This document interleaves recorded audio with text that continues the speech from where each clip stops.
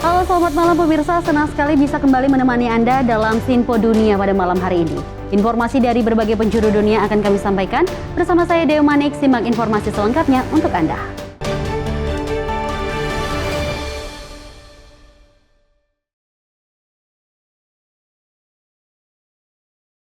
Pemirsa, kita awali informasi dari Museum Bangunan Nasional yang terletak di Washington DC, meluncurkan pameran baru yang menampilkan lebih dari 2.500 artefak langka. Pameran yang berjudul Visible Vault Open Collection ini memungkinkan pengunjung untuk memperoleh wawasan mengenai sejarah arsitektur dan juga konstruksi di Amerika Serikat. Everyone asks about. We actually want to start making a list of what people think it is. I personally think it looks like something from Star Wars or a time machine. No one guesses that it is actually an early copy or blueprint machine. Direktur Koleksi National Building Museum, Nancy Bateman, mendemonstrasikan salah satu dari sekian banyak artefak dalam pameran terbaru di Washington DC yang disebut Visible Vault Open Collections.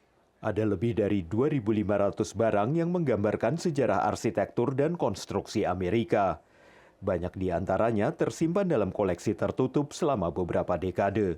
Menurut Direktur Museum, ada beragam karya arsitektur dalam pameran ini. Here you're going to see models and work that you're going to from processes from I.M. Pei, from Frank Gehry, from Cesar Pelli. Then you're going to see some of the most beautiful and beautifully designed and laid out historic tools collections, our brick collection, our maquettes, our World War II. You know, there's just so many things that you from. Perlu waktu 5 tahun untuk menyusun pameran ini. Dari kolom model Korintus yang dibuat untuk Museum Seni pertama di Washington tahun 1861 hingga sampel lapisan lantai yang diproduksi tahun 2014. Yang terberat dalam koleksi ini adalah mesin pembengkok lembaran besi dari tahun 1906 yang beratnya sekitar 159 kg. Yang paling terkenal adalah gulungan linoleum merek Armstrong dari tahun 1932 yang banyak ditemukan di hampir semua dapur di Amerika pada pertengahan abad ke-20. Ada juga koleksi miniatur bangunan dan monumen terkenal ini, serta yang besar seperti fasad bangunan dan bingkai jendela yang memungkinkan pengunjung mengagumi detail-detail yang rumit. They've been in storage for so long, and in order to bring them out and put them on display, they really needed to be built into the walls or be given a very large platform to stand. Ada juga mainan seperti Lincoln Logs, set Lego awal, batu bata Frobel untuk anak TK, bahkan mainan koleksi langka seperti set konstruksi Disney dan rumah boneka Petite Princess tahun 1960-an. Bahkan ada ruang khusus dengan perkakas yang menceritakan kisah evolusi pekerjaan konstruksi, termasuk perkakas listrik awal dan juga kotak perkakas buatan sendiri. This is all different types of sheet metal hammers in particular, depending on what you're shaping and what you're doing. Laci-laci di pameran ini berisi cetak biru asli, model miniatur, mainan dalam dus, dan berbagai barang lainnya. Pameran ini akan terus diperbarui secara berkala dengan beragam koleksi baru dan juga dengan barang-barang dari arsip museum yang sangat besar. Dari Washington DC, saya Helmi Yohanes dan tim VOA. Pemirsa, di tengah lonjakan inflasi yang tinggi, banyak penduduk Amerika Serikat yang terbantu oleh program bantuan pangan dari pemerintah federal yang bertujuan untuk mempermudah mereka dengan pendapatan terbatas untuk mendapatkan makanan bergizi. Namun muncul kekhawatiran bahwa tanpa adanya batasan, bantuan ini bisa disalahgunakan untuk membeli soda, permen, dan makanan tidak sehat lainnya. Di kota New York, Martina Santos adalah seorang relawan untuk organisasi penyalur bantuan makanan. Sementara ia sendiri adalah penerima bantuan federal dari program bantuan nutrisi tambahan atau Supplemental Nutrition Assistance Program, disingkat SNAP. I use the SNAP to buy my necessity in the supermarket. Right now, it's difficult because everything is expensive. Right now, it's ridiculous. 1 dozen eggs, $12, $13, you know, it's totally outside down. This food stamp is not helping like the way they're supposed to be helping because it's not enough to be the whole month. Kata Martina, ia menggunakan bantuan federal hanya untuk bahan makanan segar, bergizi, dan sehat. I'm starting to eat healthy because all my family is suffering from high blood pressure and heart disease. And I need to take care of myself because I need to live and last longer.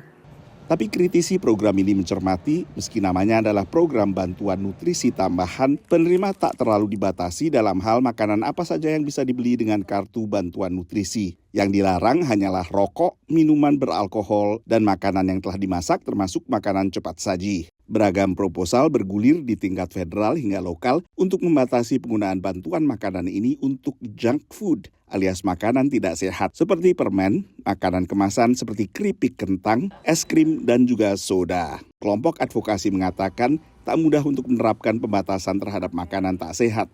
People know what's best to do with their dollars for their health and for what their family wants. The problem is that their dollars don't go far enough. Maybe you're shopping for groceries and you want to buy soda with your SNAP benefits because guess what? It's your kid's birthday and you want to have a sweet treat when you make a cake for your kid. Like, these are choices that people should be able to make. Ada juga kerancuan dalam jenis makanan atau minuman yang dilarang. Perundangan yang melarang soda misalnya, kadang tetap membolehkan jus kemasan dengan kandungan gula tinggi, sehingga akhirnya larangan ini tidak tepat sasaran. We have a health issue in this country, so if you want to fix the health issue, give people the dollars they need to buy the healthy food that they want.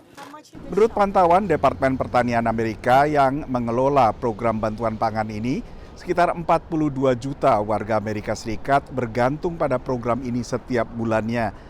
Mayoritas adalah keluarga dengan anak, sementara sepertiga lebih adalah warga yang memiliki pekerjaan tetap tapi berpenghasilan pas-pasan. Dari Washington DC, saya Nova Purwadi dan tim VOA. Kita beralih dengan informasi lainnya, pemirsa. Beberapa galangan kapal di Eropa tetap menandatangani kontrak pemeliharaan besar untuk kapal-kapal pengangkut gas milik Rusia. Meskipun adanya tuduhan bahwa pendapatan dari sektor ini digunakan Rusia untuk mendukung perang di Ukraina. Di sisi lain, sebuah studi terbaru mengungkapkan bahwa impor gas Rusia oleh Uni Eropa naik sebesar 18% pada tahun lalu.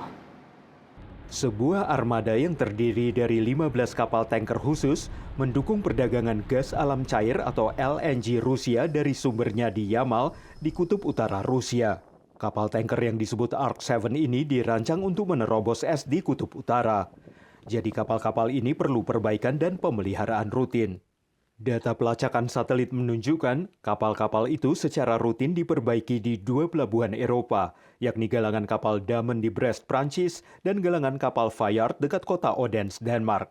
For Russia, if those European shipyards would be off limits, the operation would definitely kind of peter out over several years as the vessels would become more and more unusable. Pemeliharaan tanker ini berlangsung meski Eropa telah berjanji untuk berhenti membeli energi Rusia menyusul invasi Moskow ke Ukraina tahun 2022. Kiev menuduh keuntungan Rusia itu dipakai untuk mendanai perang. Sebelum tahun 2022, Rusia memasok sekitar 40% gas Eropa.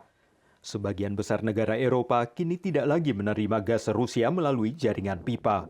Tapi itu berbeda dengan LNG. Meski Amerika tetap menjadi pemasok terbesar Eropa, sebuah studi baru dari Institut Analisis Keuangan dan Ekonomi Energi menunjukkan impor LNG Uni Eropa dari Rusia naik 18% tahun lalu. So then we started thinking, what's going on? What is happening there? Yamal has contracts with certain companies in Europe. So we see lots of companies involved in all this trade. The issue is that Europe could say something, but these are commercial agreements. These are private companies that it's just business. Bagi beberapa negara Eropa, bisnis itu nilainya melebihi bantuan yang mereka kirimkan ke Ukraina. Spain imported $2.5 billion of LNG from Russia and last year, and they spent $500 million in military aid. Sementara itu, banyak tanker yang mengangkut LNG Rusia dimiliki dan diasuransikan oleh perusahaan-perusahaan Eropa. If the EU were to sanction them, then that definitely cuts into European companies' profits, and there's definitely losses. I mean, that's always what you have to weigh, right? Sanctions do cause economic harm. Tidak ada indikasi bahwa galangan kapal Eropa Damen di Prancis dan Fayard di Denmark telah melanggar sanksi Uni Eropa. Namun galangan Damen mengatakan kepada Financial Times Inggris bahwa tidak ada rencana pemeliharaan lebih lanjut bagi kapal tanker Ark 7 untuk periode mendatang. Dari Washington DC, saya Helby Yohanes dan tim VOA. Pemirsa, saat kebakaran besar melanda wilayah sekitar Los Angeles, banyak warga yang memanfaatkan aplikasi ponsel untuk mendapatkan update informasi mengenai bahaya kebakaran. Dan aplikasi tersebut juga memanfaatkan sejumlah sumber data untuk memberikan informasi yang lebih terperinci dan tepat lokasi kepada penggunanya. Ketika kebakaran Los Angeles membakar dan mengancam sejumlah komunitas, maka warga dan regu pertolongan pertama memerlukan informasi yang bisa segera digunakan untuk mengetahui zona evakuasi, arah angin dan asap, pemadaman listrik, dan berbagai informasi lain. Banyak warga bergantung pada aplikasi Watch Duty yang dioperasikan sebuah tim yang berada ratusan kilometer jauhnya di California Utara. Watch Duty memberikan informasi penting kepada warga tentang wabah baru, perubahan pola angin, dan masalah lainnya. Ini bisa dianggap sebagai pusat operasi darurat virtual yang memberikan informasi terbaru dari beberapa kawasan permukiman saat krisis sedang terjadi. My emergency and my neighbor who lives, a quarter mile away from me, our emergencies are much different as well. That rings true through communities everywhere. And that's where technology really comes in. Penyampaian informasi terinci dan terlokalisasi oleh Watch Duty adalah salah satu alasan mengapa aplikasi ini memiliki 7 juta pengguna. Sebagian besar mengunduh aplikasi dalam beberapa pekan terakhir. Kesuksesan Watch Duty menunjukkan bahwa teknologi seperti kecerdasan buatan dan sensor akan memberikan warga dan regu pertolongan pertama informasi waktu nyata yang dibutuhkan untuk bertahan hidup dan melawan bencana alam. Salah satu mitra teknologi Watch Duty adalah Alert California yang dijalankan Universitas California di San Diego. Jaringannya terdiri atas 1.000 kamera lebih di seluruh California yang telah disempurnakan dengan kecerdasan buatan, yang seringkali mendeteksi kebakaran sebelum ada laporan warga. Together we become the eyes and ears and then we disseminate that into reports to the public through our platform. Mitra Watch Duty lainnya adalah N5 Sensors, perusahaan di Maryland yang memasang sensor di darat untuk mendeteksi asap, panas, dan tanda-tanda kebakaran lainnya. They are like a nose, if you will.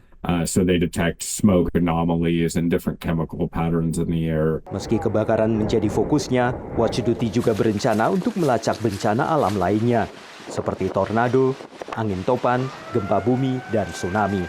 We want to be that one-stop shop where people can go and get this information and in those times of duress, have a source that makes it clear and concise what's happening.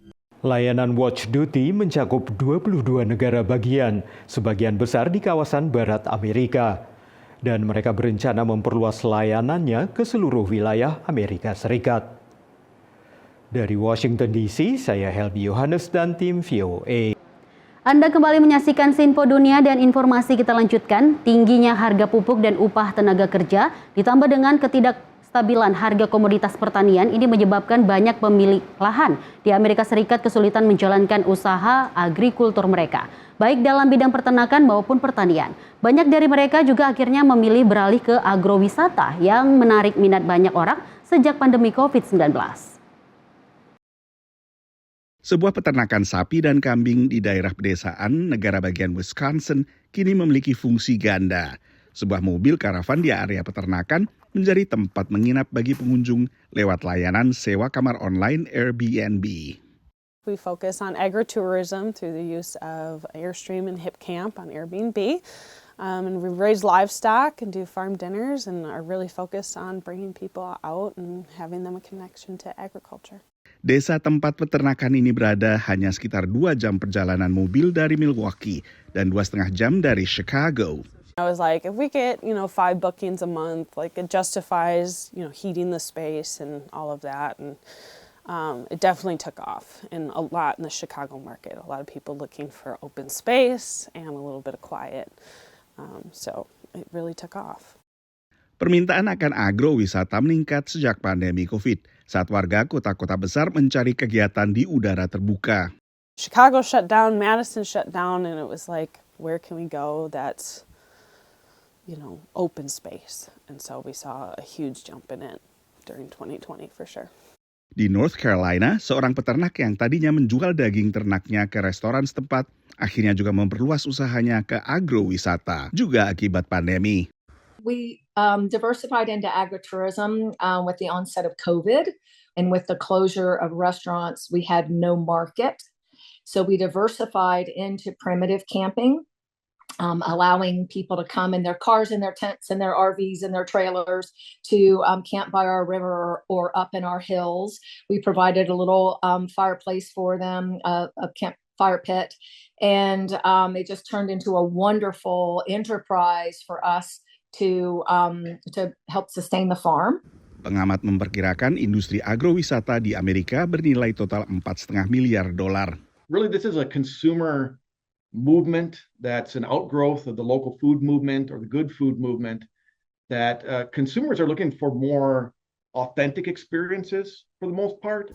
Menurut konsultan data AirDNA, jumlah penginapan di peternakan meningkat 77% dalam 5 tahun. Memanfaatkan tak hanya Airbnb, tapi juga layanan sejenis seperti HipCamp dan Harvest Hosts. Menurut pantauan Departemen Pertanian Amerika Serikat, pemasukan rata-rata peternak dan juga petani berkurang sekitar 23% dibandingkan angka 2022, yang merupakan penurunan sangat signifikan. Dan karena itu, sebagian pemilik lahan lalu beralih ke agrowisata untuk ikut menghidupi peternakan mereka atau bahkan menjadi alternatif pemasukan utama. Dari Washington DC, saya Nova Purwadi dan tim VOA. Pemirsa, perseteruan tarif antara Amerika Serikat dan beberapa mitra dagangnya tidak hanya memberikan dampak negatif pada dasar saham di Wall Street, tetapi juga membebani pemilik usaha mikro kecil dan menengah, dan kekhawatiran utama bukan hanya soal besarannya tarif, tetapi juga ketidakpastian yang terjadi karena tarif tersebut bisa berubah dalam waktu yang singkat. Dalam berbagai kesempatan, Presiden Donald Trump menekankan pentingnya tarif secara jangka panjang bagi Amerika Serikat, termasuk saat merespons pertanyaan wartawan di atas pesawat kepresidenan Air Force One. Oh, I think the tariffs are going to be the greatest thing we've ever done as a country. It's going to make our country rich again. We have many companies, as you know, auto companies are opening up plants now. We've had 4 or 5 announced already, but many more are coming. Tarif telah digulirkan ke Tiongkok, tapi untuk 2 mitra dagang terdekat, Kanada dan Meksiko, pemberlakuan tarif sering mengalami penundaan hingga pengecualian. Bagi pemilik sebuah kedai kopi di Colorado, tarik ulur ini sering membingungkan. It's just such a knee-jerk reaction. I mean, one day the tariffs are on, and one day the tariffs are off. Solar Roast Coffee yang dimiliki Mike adalah sebuah UMKM yang perlu kepastian jauh-jauh hari. We really need to know what the costs are going to be now, what the costs are going to be in 3 months' time. Kebetulan banyak kopi yang dihidangkan di kafenya didatangkan dari Kanada dan Meksiko. Primarily, our coffee is imported from Mexico and Central and South America. And decaffeinating coffee is a process called Swiss water, which is a process from Canada. So decaf coffee, when it's organic, is processed either by the Canadians with the Canadian process or by the Mexicans with the mountain water process. So it's a really big deal. Mike akhirnya menaikkan harga meski menyerap sebagian kenaikan harga bahan baku agar pelanggan tetap datang. Sementara di New Jersey, tarik ulur soal tarif juga menekan sebuah pemilik toko UMKM yang menjual makanan laut. A fair amount of our shrimp does come from Mexico, and we also bring in a whole lot of oysters from Canada. Those are products that will definitely affect us. Tarif akhirnya juga memiliki efek berantai.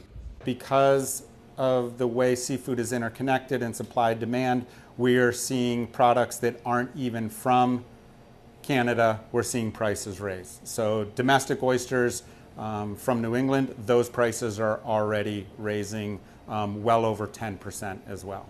Pembeli pun bersiap-siap membayar lebih mahal. It's just going to make things more expensive, like for consumers and for small businesses. Like if the goal is to get more production in the United States, it's just like if you don't have like the infrastructure and things in place for that to happen immediately, like this is just going to hurt people. Pemilik UMKM umumnya mencari kepastian. Indeks ketidakpastian kebijakan ekonomi melonjak 41% selama sebulan. Menurut seorang peneliti yang terlibat dari Stanford University, ini kadang diikuti dengan terjadinya resesi ekonomi. Tapi saat ini masih terlalu dini untuk memastikan bahwa resesi bakal terjadi. Dari Washington DC, saya Nova Purwadi dan tim VOA. Pemirsa, dengan tujuan memperkenalkan Indonesia, pengunjung asal Amerika Serikat yang datang ke sebuah pusat pembelanjaan besar di Arlington, Virginia, diajak untuk merayakan atau juga merasakan langsung kebudayaan Jawa Barat. Mereka tidak hanya menyaksikan berbagai tarian, tetapi juga ikut serta menari, serta tentu saja mencicipi kuliner khas Jawa Barat seperti sate Marangi. Suasana mal di Pentagon City, Arlington, Virginia terasa berbeda akhir pekan itu. Ada tari jaipong, wayang golek cepot, dan sate Marangi. Juga tari ketuk tilu yang mengajak pengunjung ikut menari di atas panggung. It's always good to see Indonesia here because orang Amerika tidak tahu apa saja tentang Indonesia. Memang itu hilang dari pendidikan kita. Mungkin tentang gunung api, mungkin sedikit tentang itu aja orangutan, Fernanda asal Chili senang karena ia dan kedua orang tuanya mendapat cindera mata totopang, ikat kepala khas Sunda. It's really good to share our own cultures, to share it with other people that don't really know about it. I love these kind of things. It's really good. Charlie, Fernanda, dan para pengunjung lain di mall diajak untuk menyelami kebudayaan Jawa Barat dalam acara West Java Experience The Nationalism of Indonesia. Kenapa kita pertama pilih di mall? Waktu kemarin itu sudah pemikiran untuk kita lakukan di suatu gedung yang tertutup gitu ya. Kemudian kita berpikir kalau kita melakukan di dalam gedung berarti nanti kebanyakan hanya untuk orang kita aja. Padahal kita kan maunya experience kita ditularkan, terutama ke penduduk sini ya, di DMV ya. Acara ini merupakan bagian dari misi Badan Kesatuan Bangsa dan Politik Provinsi Jawa Barat untuk memperkenalkan budaya Jawa Barat, meningkatkan ekspor ke Amerika, dan investasi ke provinsi ini. Kita memperkenalkan Jawa Barat ya dengan hasil-hasil lokalnya bisa mengisi pasar di luar, terutama di Washington ini. Investasi ya, kita juga di sana mungkin bisa menyiapkan lahannya atau semacam pinjam pakai ya. Nah, yang penting mereka berinvestasi dan ini akan menciptakan lapangan pekerjaan baru. Promosi Jawa Barat di Amerika seperti ini, menurut Kedutaan Besar Indonesia di Washington, perlu diteruskan supaya warga Amerika tidak hanya mengenal Indonesia dari Bali. Kita juga selama ini mempromosikan Indonesia beyond Bali. Kita bilang Indonesia itu 17.000 pulau dan juga banyak provinsi yang tidak kalah indahnya dari Bali. Contohnya Jawa Barat. Lengkap di Jawa Barat. Ada gunung, ada lembah, ada sungai, ada pantai.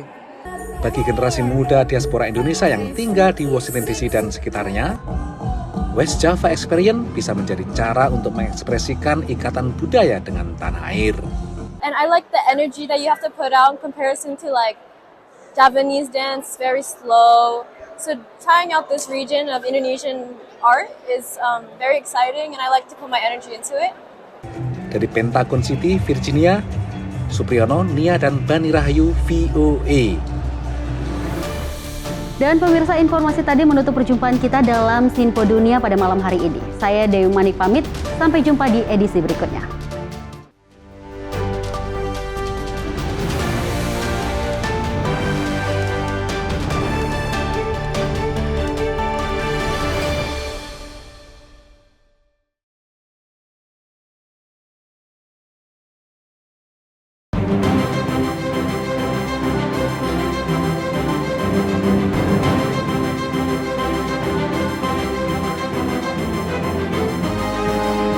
Simpo TV, News, Sport, Entertainment.